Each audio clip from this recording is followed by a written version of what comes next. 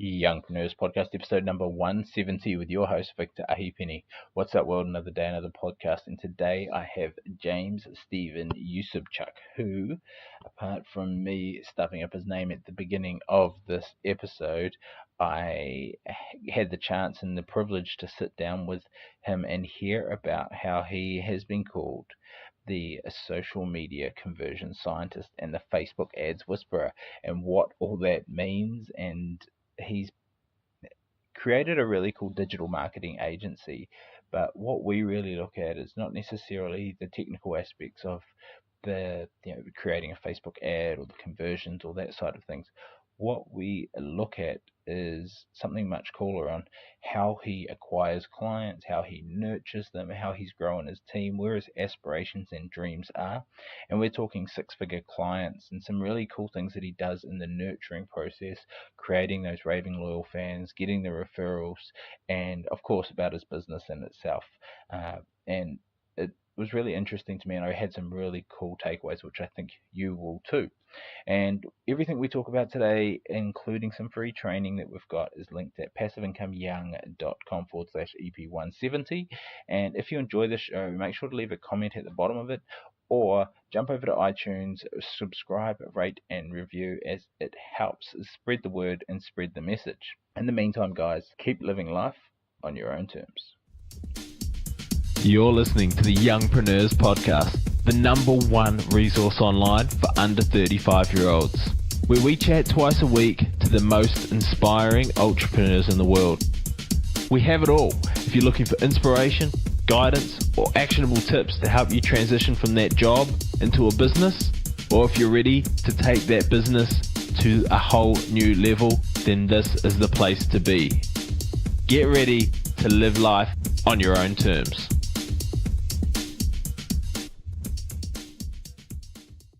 Youngpreneurs, welcome to another episode of the Youngpreneurs Podcast. I'm your host, Victor Ahipeni, and thanks again for joining us. You could be anywhere right now, but today you are with me and James Usypchuk, and he is a conversion or Facebook ads whisperer. He's the CEO and founder of a digital marketing agency, which we're going to jump into and see how he got there, and I guess the journey, and then what learnings you can all get out of it for your own businesses or future businesses. Welcome to the show, James. Thanks, Victor. It's great to be here. I love getting a bit of an understanding about how people got on their journey, but not necessarily kind of those first few years. But what did growing up look like for you? Was entrepreneurship and business, and I guess Facebook ads weren't always on the cards when you were younger. But what did it look like growing up?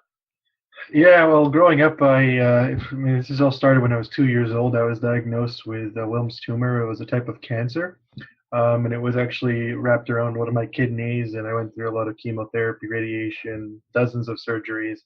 And when I was put into remission at age of 5, I started fundraising really quickly.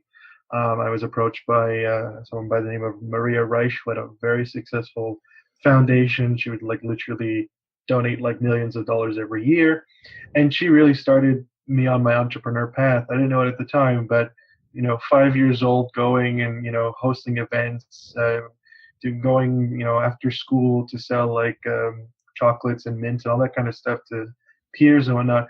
That was the birth of my networking, of my loving to work with people, and I always love to help. It kind of all started there. I did that for about 12 years, raised $37,000 on my own, with help of my parents, of course. And from there, went into high school. I always liked the entrepreneur stuff. So back when, going throwback here, we had Lineage 2 and World of Warcraft as, popular MMO games. Actually, I went on the side and I did private servers, and I got people to pay for subscription to get in. So I was doing subscription model stuff before it was a thing. And so it always followed me throughout my life. And then I kind of hit a breaking point when I was when I turned 21. I had suffered some side effects from the cancer.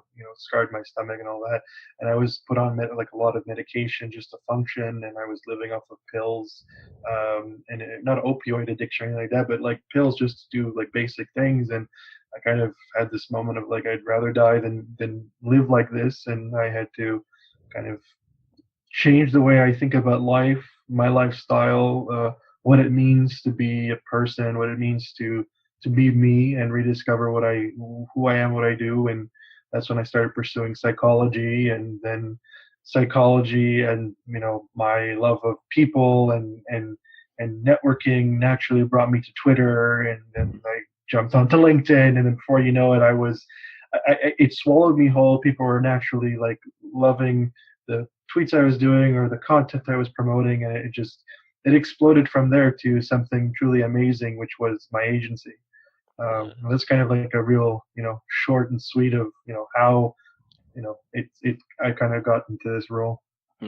It's interesting that you kind of have gone full circle, but the basic fundamentals of what has attracted you, like your strengths have obviously stayed the same, but they've always seemed to find you stumbling into something new using those strengths.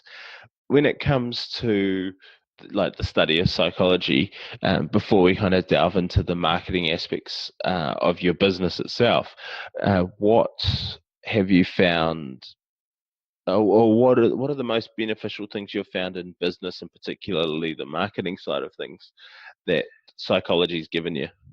I think it circles back to, I think psychology more just affirmed what I knew rather than teaching me something I didn't know, which was authenticity.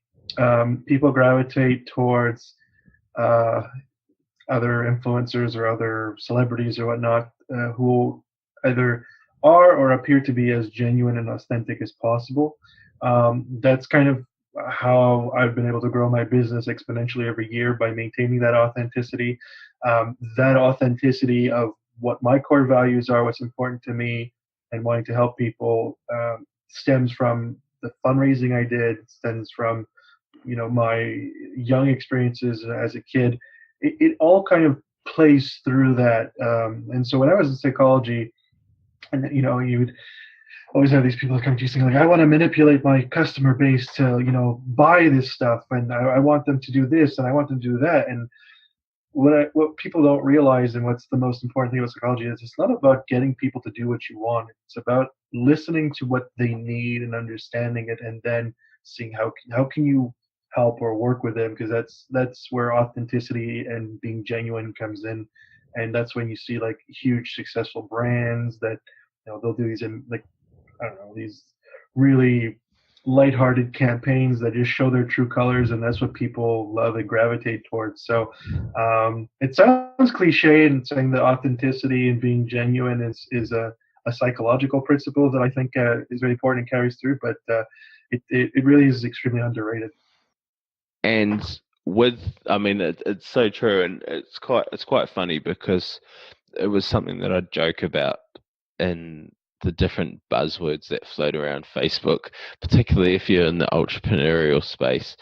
And to me, it just ended up such bullshit that was coming out of so many people's mouths, of like it'd just be this little, I don't know, to put it not nicely, like this little jerk circle of kind of wannabe coaches and life coaches and all this stuff, and they'd put a video up that they'd obviously planned, which is fine, this piece of content, and then all their mates would be saying, "Oh, that's so authentic and so raw," and I'm like, I'm like, come on, man. That like, and I agree. People can relate to that stuff better, but it was just like, you've sat there and you've like masterfully planned where your hook's going to be at the start of the video. Exactly. It's not like you've jumped on an interview like this and it's kind of, you just ad-libbing. They've literally had this hook.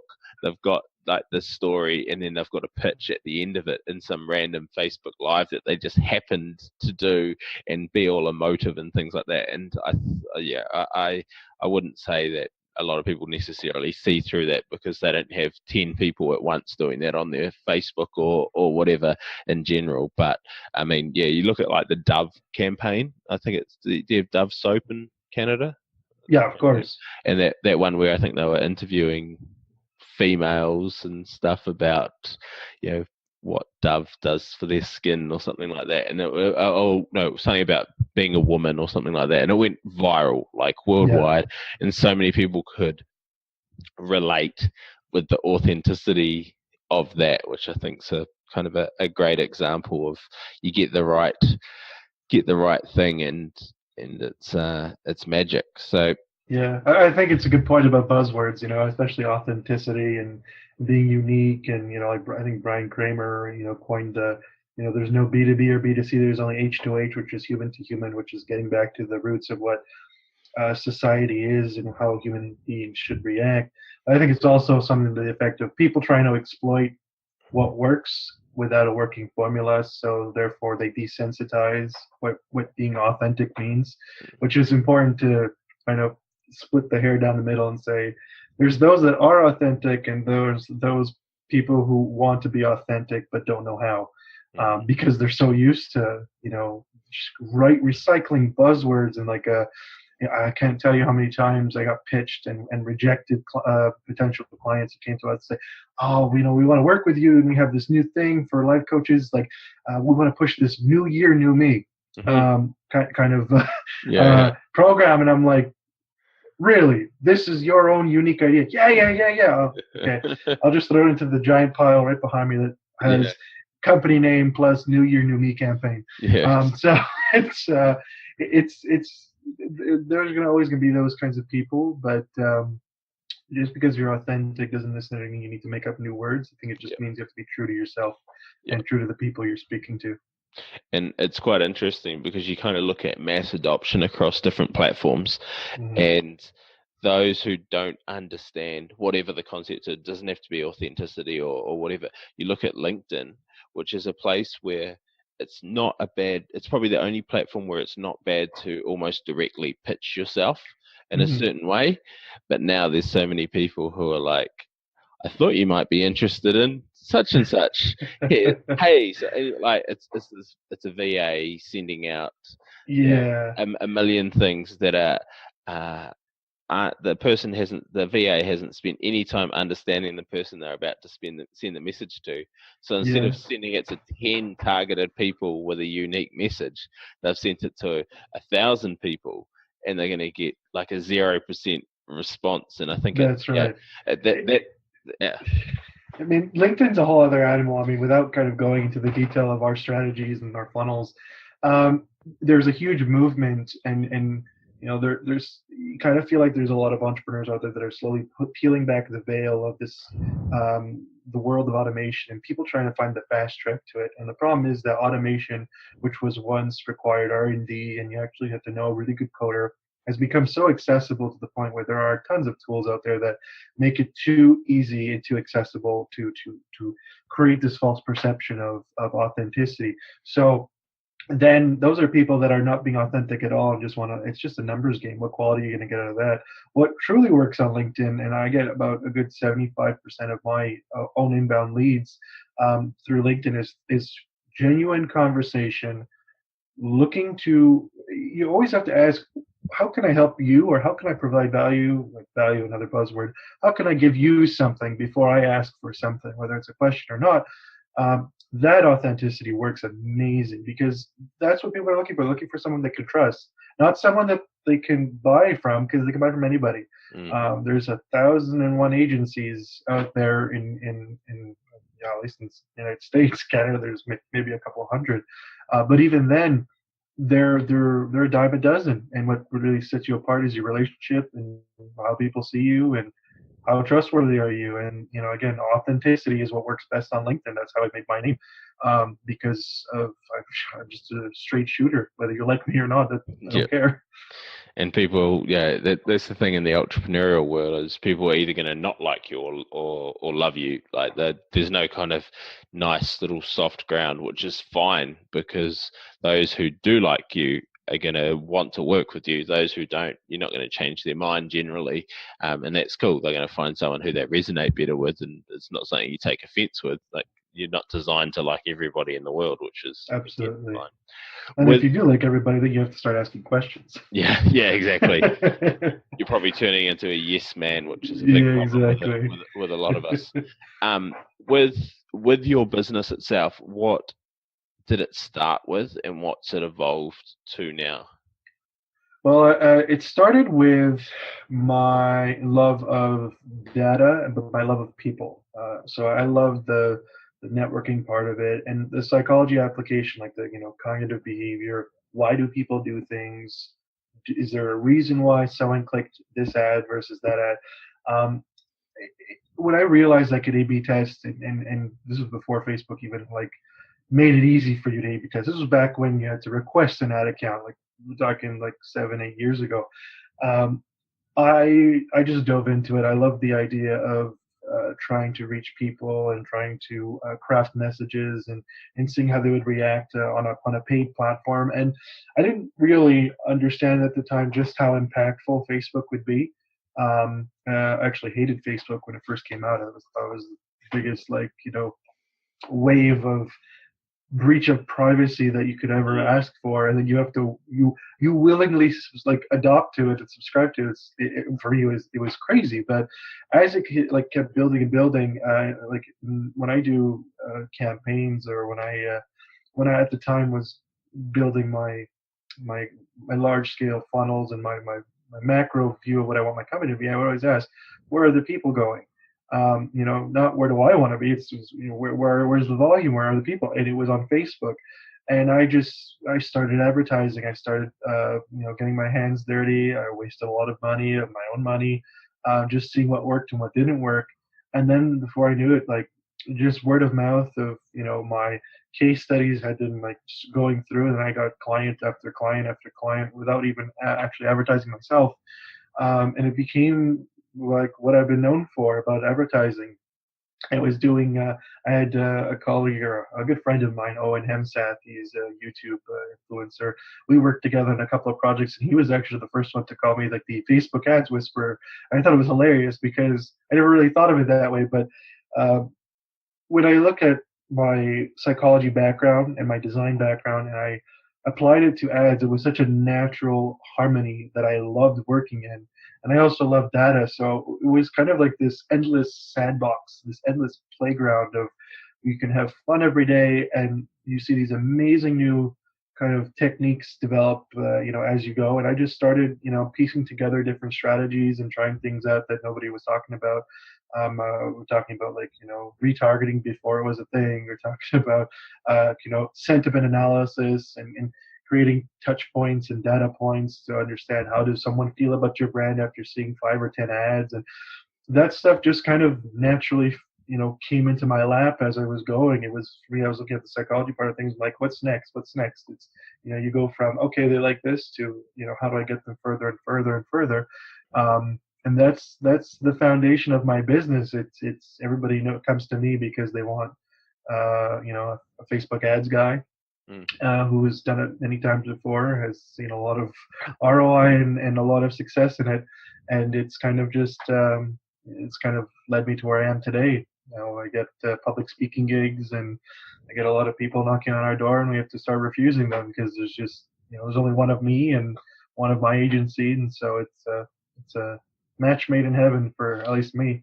Yeah, it's a crazy thing, the Facebook space. Like it's sometimes crazily ironic that you see a Facebook ads, agency manager, whatever you want to call it, who there's kind of two spaces. There's ones who haven't had to advertise using Facebook to grow their own business, which is stupidly ironic. Yeah. And then there's ones that need to and don't know how, because everybody's a Facebook ads expert. That's right. In 2017, moving into 2018, it's like, you picked up Dan Henry's course or something. and you're a subscriber of John Loomer's course or his his Facebook group. Yeah, I mean, there's tons of them. I mean, I could the amount of people that I know that say, "Oh yeah, I use Espresso. I love Espresso. I'm good friends with them. I've been part of their, I was part of their beta testing way back when, Yeah. 4 years ago or 3 years ago. But it tickles me pink every time when I see people that go in and like, yeah, yeah, I know how to use Facebook as well. And then I ask, okay, well, show me what you've got. And then they say, well, I spent, $150,000 and I got $10,000 profit. I'm like, well, you're doing something wrong. You don't really, they just think because it's accessible, because they can spend that they now have the expertise. But it's like saying, oh, I got into a parking lot, the keys were in the car, I started driving, I now have a license. Not quite. And that's what I've found a lot over the last year, trying to get marketing working for some of my own online training programs. And it's taken me, and this is why I really find the psychology side of things really interesting, is understanding the pros, like Facebook ads in themselves, particularly with the power that Facebook give you with Power Editor these days, with the interests and the behaviors and stuff like that. Like you've got to understand your client and stuff like that. But where a lot of people, it's like getting the ad and stuff right and testing multiple things and finding the winners and everything like that is one part of the campaign. Like, you can drive good traffic to your stuff, but if you're not taking them on the right psychological journey, like if you're just trying to sell them straight off the bat, which a lot of people do, if you're trying to like just not be, like the funnel that I've set up at the moment is and now I'm trying to get the right landing page to get them to opt in, and then it gets them into like the video challenges, and then it gets them into a sales webinar after that. And it's like the psychological flow on where I've got to market the right stuff for the right point in the journey to them, rather than in the past it's been like trying to get them straight to a webinar. And from what I've kind of learned from different people and different times is like, you're trying to propose on the first date when you're almost trying That's to do right. that. Whereas, you've got to really educate them, and it's educating them about and correct me if I'm wrong, because obviously this isn't my 24-hour a day, 7-day a week space, but it's educating them not about their solution, but about the problems that they're currently having and how the solution can work. It's not teaching them the technical aspects of things necessarily, and a lot of it's saying, this is the problem that you've got, so you're aware of that problem, and then here's the solution that can be given, so that you can overcome that problem that you're currently having, and we just happen to have that solution. That's right. Yeah, it depends on a lot of things, like depending on who you're talking to, depending on how expensive is the product. It depends on a lot. Like an example, if I were to start advertising myself in a hard sell funnel, saying, "Oh, you're you want to scale your business and grow past 100,000 customers, then click here to learn these 30 tips on how to do it." That's offering them a heavy, handed, holy smokes, they actually know how to grow past where we are. It also self-vets them, but it also offers benefits as to not what's going to be inside, but what it promises. And that's really where our brain looks for what we want, not what the actual actuary will be that will bring us to where we want to be. So that's kind of where copywriting and good copywriting comes in. And I've seen copy like that where a very good copywriter it can be the difference between 100 sales and 10 sales, because it's just how people instantly perceive it. And you're totally right about proposing on the first date. It's like understanding who is reading the content, understanding what the end game is for you, how expensive it is, and then take that into consideration. How long do they need to know me before they'll buy from me? And not only that, but am I showing them enough value to give myself enough credibility? So like, yeah, that this is I want to work with Victor. I want to work with James. He's everywhere. He knows exactly what we need to do, and so on and so forth. I mean, people wouldn't know this, but I'm very like interactive and hands-on with our clients to the point where I won't advertise it, but if they kind of pass through our approval cycle, I will actually fly to their location just to sign a contract or just to meet them in person before I actually marry myself with them for 6 months. And that in itself offers a, a value-driven proposition of like I'm the real deal, or I'm very serious about you. Are you serious about me? And then it becomes a less of a I'm shoving stuff down your throat, but more of like a there's a reciprocal two-way street that I prefer to engage with. So finding that happy medium of reciprocity and actually able to understand who is coming in, but also how can you create that level of authenticity that I value so much. That's where your conversions happen, and that's when you can start getting them from point A to point B to sales webinar. Maybe you can bypass that and go straight to the close. But that's my own funnel. That's how I would go about it. Like I just came from Toronto right before the holidays, and I went to London, England. 2 weeks before that. Hmm. So I've been to Boston, I've been to New York, Florida. So it always depends on how big your ticket item is. And in my case, ours are six figures. They're large, so it warrants that. But at the same time, finding a way to sprinkle a bit of that, uniqueness about you is what makes people love and want to work with you. Yeah, nice. I think that's it's really cool. It's the first I guess the first I've heard of it in that space. Rocking up on their doorstep and going down that path. But it builds a lot of people, and seeing we're on the whole cliche and buzzword is under promise and over deliver kind of stuff. But like it's more everyone's like, oh well, I just over promise and then over deliver and whatever, which Right. doesn't Not even a chance. yeah. But I mean something like that where what you're promising is the solution to their marketing advertising side of things in the space of Facebook. What you're giving them is customer service, which is stupidly hard to give now when we've got bots and automated sequences, and everything can be sent via email and contract signs on there. That's right. You're giving them this touch point that I do some work with a company, and it has to be high touch point anyway. You have to have these meetings in person, but to start off with for our cold leads, because we're talking with 8-figure businesses, we send them a video card that they get delivered to their door, like track and trace delivered, and they open it, and it's got a marketing video for the company and the solutions that it'll bring for them. And 99.9% of them have never seen a video card direct out from China. And I mean, and they're super cool. They're a cool novelty, but they're not a cold email. Then you can follow it up with an email or a call. And one company signed just for the fact that the email, that they wanted some of those cards for their own company to send out to other people. They're like, eventually after the courtship session had happened, it's like, we're just before they signed, we're happy to sign, but where the hell did you get these cards from? And can you get us some with our own logos and things on them? But it's that point of difference, which I think is really cool. And then you sign up a large scale client. What are they going to do the next time they're at a networking event and they're talking about their marketing to some other person?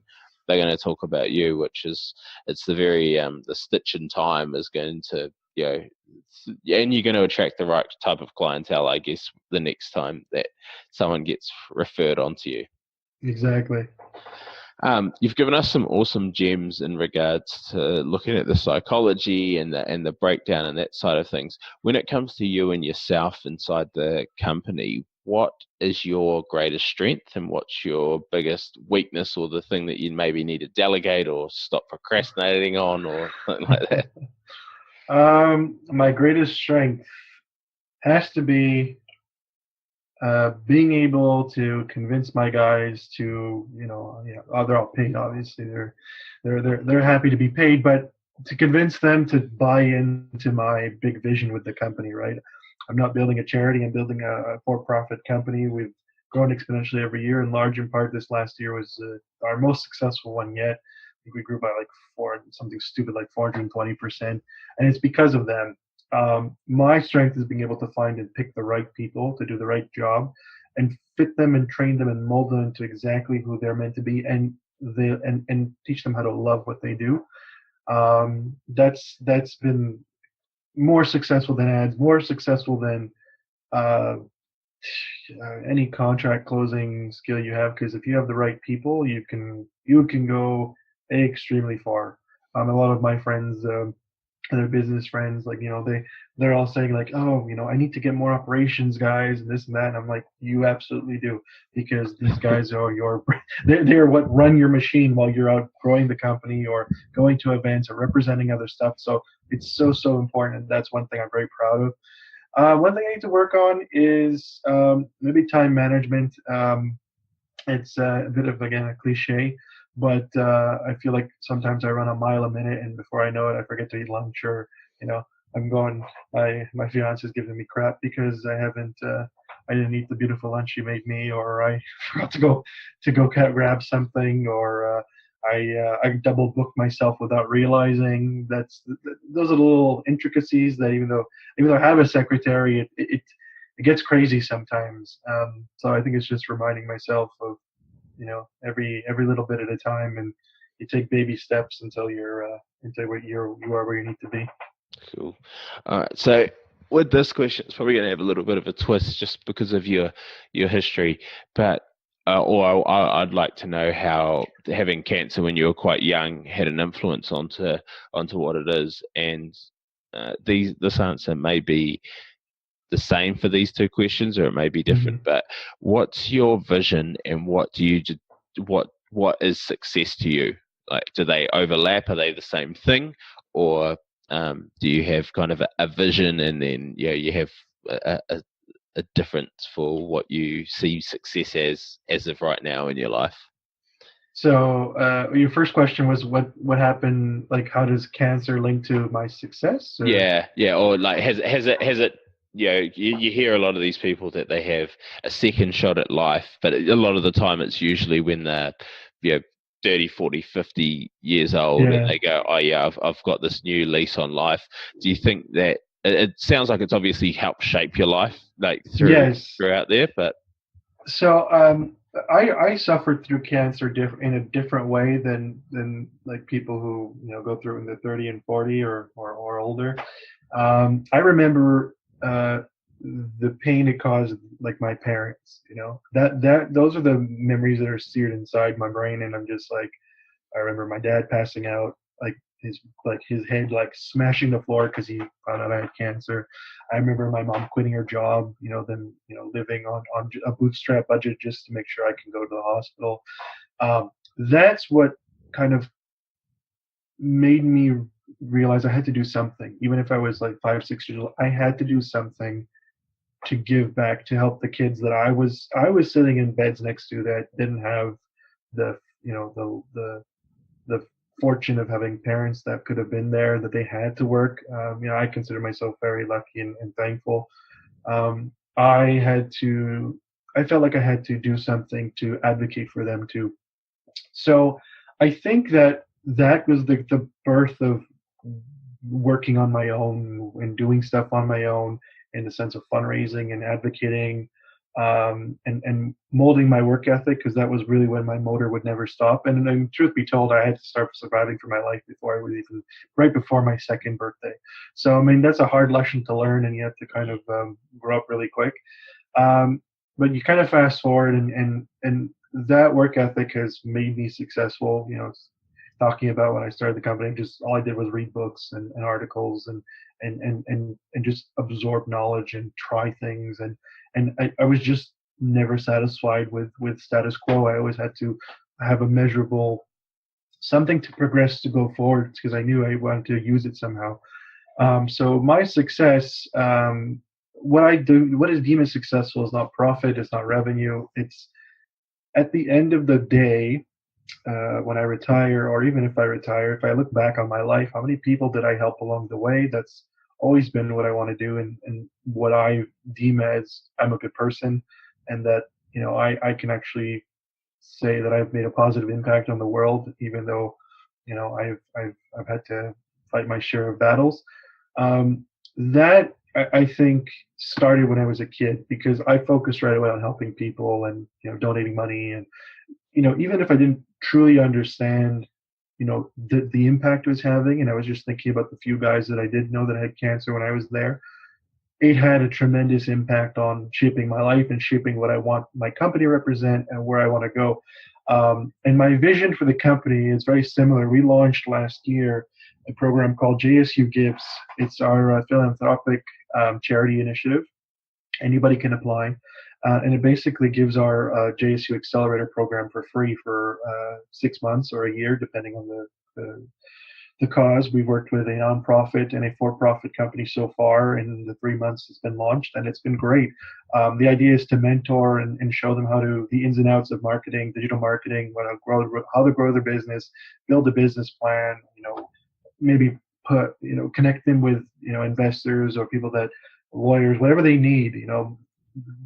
Doing that knowledge transfer about what I had to learn the hard way, and giving it to them, and just trying to help and give back that way. My long term vision is to set up either kind of an online resource or a school to teach entrepreneurship and to teach all the stuff that I had to learn the hard way, so these guys can have an even stronger chance. Because I believe if you can invest in the community, invest in, and again, cliche upon cliche, but it's true. If you can invest and be the change leader, and be the person or the entity that doesn't, it's not necessarily about being the guy, it's just about doing something about it. And if you're the first one, so be it.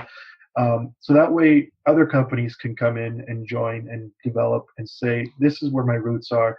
And if this is the end goal they have, that is about helping and donating and really giving back on a large scale, then instilling those core values to those same companies. When I was in high school, I went to private high school called Loyola High School in Montreal, and fantastic. It was a private school. I was very grateful. They helped me through a lot of tough time in my life.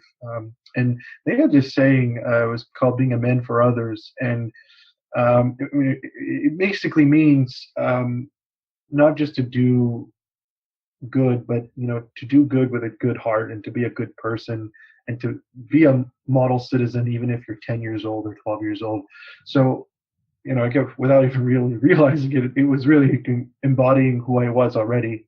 And it's taking that and carrying it forward into, when I'm 30, 40, 50, and teaching my kids that and bringing it into my employees and doing, a lot of other initiatives that can grow and grow it exponentially. So that's kind of like how it impacted me, what my version of success is, and how to really foster and put forward that success so that it becomes a true reality. And that's my vision.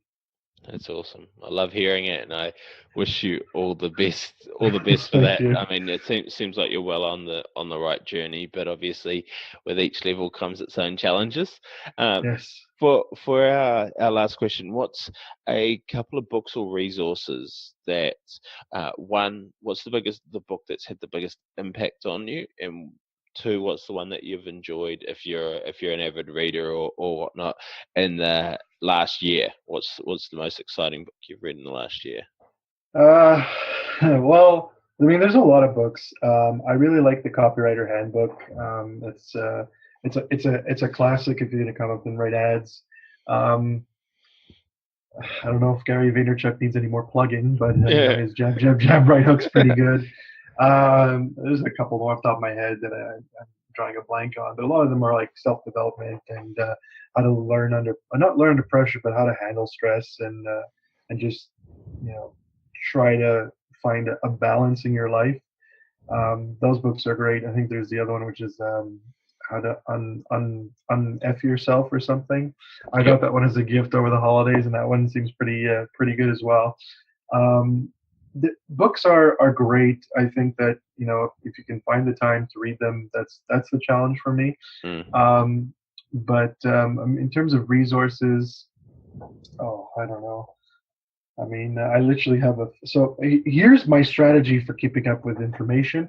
I have a Feedly Pro subscription, and I just collect articles, and I inhale it on my way to work or at the gym or something. It's kind of like a giant black hole of content that I just sift through. So I would say there's one really big one. I mean, I read all the other stuff, Founder Magazine, Harvard Business Review, Entrepreneur, Inc., Mashable. Those are all the typical ones. In terms of industry stuff, I like John Loomer, like I was talking about, John Loomer. He's definitely one of the top. I would say he's probably the best Facebook ad expert out there, and he's a true expert. He's the expert. The expert's called the expert. Yeah. He's top of my list, and I'll give a shout out to my buddy Owen Hemseth. He's Owen Video. He's awesome. He's such a goodwill guy. He's a YouTube influencer. I would check him out because the way he runs his life. This guy also recently fought cancer and beat the crap out of it. I'm so proud of him. The way he integrates his family and the way he manages everything, and just he's got so much spark and vigor. He's not your typical big brand kind of page turner kind of guy you'll see, but if you watch his videos and you just you follow him on Twitter or Facebook, the guy is inspirational just in his embodiment, and that's what I look for. And I love hearing about Owen and just following what he does. That for me gives me energy, and I strongly encourage everybody just check him out. He's a super down to earth guy, and he'll even if you're really nice, I'm sure he'll connect with you, and you can have a couple of conversation. And I, by the way, don't work with Owen anymore, and I have no affiliates with him. He's just a really cool guy to check out. That's awesome. Well, we'll link all of that in the show notes at passiveincomeyoung.com. Look, it's been an absolute pleasure having you on, and I'm sure everybody has got some inspiration, motivation, and some obviously knowledge from you. So if everyone wants to find out about you, James, where can they go and what can they do? So you can check us out on jsusolutions.com. That's our website. Check me out on LinkedIn. James Stephan-Usypchuk's my full name, and on Twitter, JSU Solutions. We have a couple of things going on right now, so you can check out our accelerator program if that's interesting to you, or we just launched our Ultimate Facebook Ads Toolkit, which we compiled like the best of the best that generate the most revenue Facebook ad templates that we've seen that are extremely successful, whether it's coaching, whether it's retail, whatnot. So I think it's going to be on our website or on our Facebook page. So I highly recommend you can check that out too. And if you want to talk, I mean, I'm very open on LinkedIn. I love having a good chat. Awesome. Well, we'll link all of that in the show notes at passiveincomeyoung.com. Again, thank you so much for your time, and welcome to the Youngpreneurs family. Thanks, Victor. Thanks for listening to the Youngpreneurs podcast. This was proudly brought to you by the Podcast Institute, the #1 training resource to take your business from chasing leads to leads chasing you, and from an absolute amateur to a full-blown authority. If you're looking to take your business to the next level, then a podcast is the obvious answer. You can get national and global exposure in a very fast time, and it's just exactly what I've done with this podcast.